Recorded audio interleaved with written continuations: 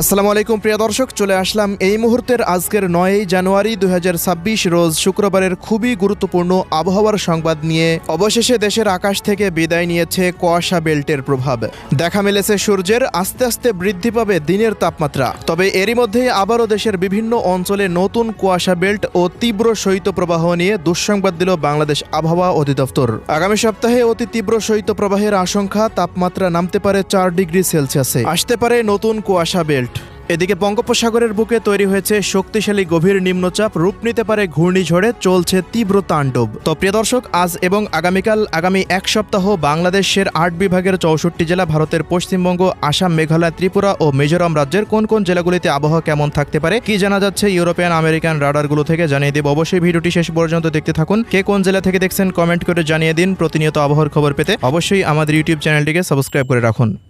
প্রিয় দর্শক, প্রতিদিনের মতো আমরা সরাসরি এ পর্যায়ে চলে আসলাম ইউরোপিয়ান আবহাওয়ার পূর্বাভাস মডেল রাডারের কৃত্রিম ভূ উপগ্রহ চিত্রে। প্রিয় দর্শক, আমরা শুরুতে এই মুহূর্তে একটু দেশের আকাশের দিকে লক্ষ্য রাখব। কোনো অঞ্চলে পরবর্তী 24 বা 48 ঘন্টার মধ্যে নতুনভাবে কোনো কুয়াশা বেল্ট প্রবেশ করতে পারে কিনা, এছাড়াও কোনো অঞ্চলে কি শীতের মধ্যে বৃষ্টিপাত হবে কিনা, সেই আপডেটে একটু লক্ষ্য রাখবো।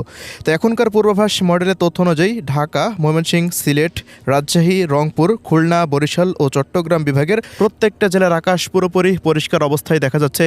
তেমন কোনো কুয়াশা বেল্ট বা হালকা মানেরও মেঘ দেখা যাচ্ছে না, পুরোপুরি আকাশ পরিষ্কার রয়েছে। ভারতের আসাম, মেঘালয়, ত্রিপুরা রাজ্যেও একই পরিস্থিতি।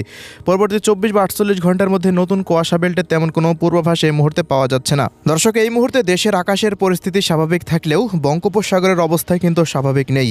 সেখানে এই মুহূর্তে তৈরি হয়েছে শক্তিশালী নিম্নচাপ, যেটি আজ রাতের মধ্যেই গভীর নিম্নচাপে পরিণত হওয়ার সম্ভাবনা রয়েছে। গভীর নিম্নচাপ থেকে সেটি কিন্তু ঘূর্ণিঝড়ে পরিণত হওয়ার একটা আশঙ্কা রয়েছে। সেটি যদি ঘূর্ণিঝড় তৈরি হয়ে যায় তবে তার নাম হবে ঘূর্ণিঝড় অর্নাব। তবে সুখবর হচ্ছে সেটি সরাসরি বাংলাদেশ বা ভারতের পশ্চিমবঙ্গের কোনো অঞ্চলে আঘাত হানার তেমন কোনো সম্ভাবনা নাই। গভীর নিম্নচাপটি পরবর্তী 24 ঘন্টার মধ্যে শ্রীলঙ্কার উপকূলে আঘাত হানতে পারে। এর পরবর্তী সময় সেটি ভারতের মাধুরাই অঞ্চলের দিকে বিলীন হয়ে যাওয়ার সম্ভাবনা রয়েছে। ঘূর্ণিঝড় বা নিম্নচাপটির দূরবর্তী বায়ু তারতম্যের প্রভাবে বাংলাদেশ এবং ভারতের পশ্চিমবঙ্গের উপকূলীয় অঞ্চলগুলোতে ঘন কালো কিছুটা মেঘমালা প্রবেশ করতে পারে এই সময়ের মধ্যে। দর্শক, আমরা এই মুহূর্তে এবার চলে আসলাম তাপমাত্রা পরিস্থিতিতে। দেখে নেব কোন কোন জেলাগুলিতে তাপমাত্রা কেমন থাকতে পারে। তো শুরুতেই দেখে নেব ঢাকার আপডেট। তো ঢাকা বিভাগে দেখা যাচ্ছে ঢাকা জেলাতে পরবর্তী 24 ঘন্টার মধ্যে সর্বনিম্ন তাপমাত্রা 11 ডিগ্রি সেলসিয়াস থাকতে পারে।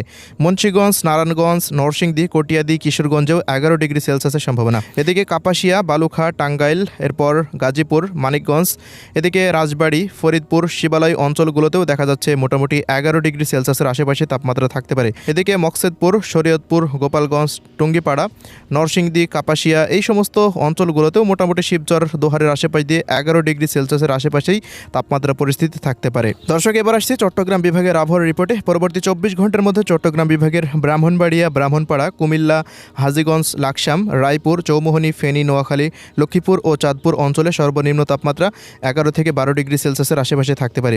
এদিকে ফটিকছড়ি, হাটহাজারী, চট্টগ্রামে 13, এদিকে দেখা যাচ্ছে কুতুবদিয়া, মহেশখালী, কক্সবাজারে সর্বনিম্ন তাপমাত্রা 15 ডিগ্রি সেলসিয়াসের সম্ভাবনা। এদিকে বান্দরবান, থানচিতে 6, রাওয়ানছড়ি, সাতকনিয়া, রাঙ্গামাটি, এরপর এদিকে দীঘিনালা, লংকদু, খাগড়াছড়িতে সর্বনিম্ন তাপমাত্রা 6 বা 7 ডিগ্রি সেলসিয়াসের ঘরে থাকার সম্ভাবনা দেখা যাচ্ছে। এদিকে বরিশাল, পিরোজপুর, ঝালকাঠিতে সর্বনিম্ন তাপমাত্রা প্রায় 8 ডিগ্রি সেলসিয়াসে নামতে পারে। বরগুনা, পটুয়াখালী, ভোলাতে তাপমাত্রা সর্বনিম্ন 10 ডিগ্রি সেলসিয়াস, 2-1 অঞ্চলে 12 ডিগ্রি সেলসিয়াসের আশেপাশে থাকার সম্ভাবনা দেখা যাচ্ছে।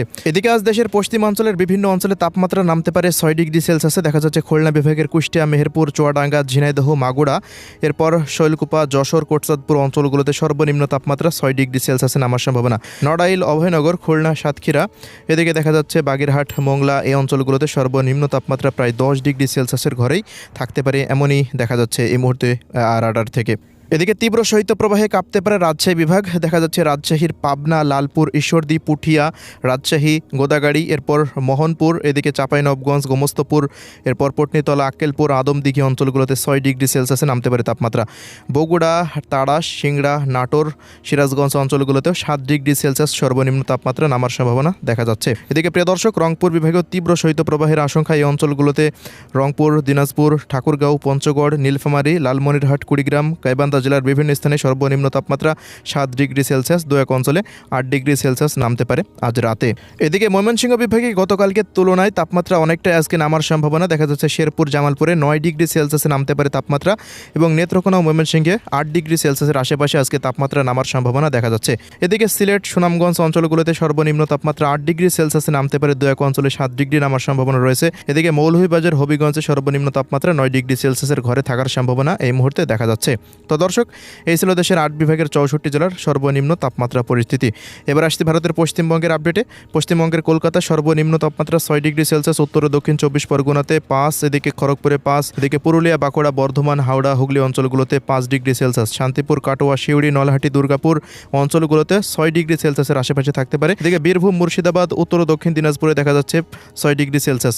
এদিকে শিলিগুড়ি, দার্জিলিংয়ে দেখা যাচ্ছে 2 ডিগ্রি সেলসিয়াস, শিলিগুড়িতে 5 ডিগ্রি, এদিকে আলিপুরদুয়ার, কোচবিহারে 7 ডিগ্রি সেলসিয়াস। এদিকে আসাম, মেঘালয় তাপমাত্রা অপরিবর্তিত থাকতে পারে। ত্রিপুরা রাজ্যে প্রায় তাপমাত্রা পরিস্থিতি 8 থেকে 9 ডিগ্রি সেলসিয়াসের ঘরে থাকার সম্ভাবনা রয়েছে। দর্শক, এই ছিল আজকের আবহাওয়ার রিপোর্ট। আল্লাহ হাফেজ।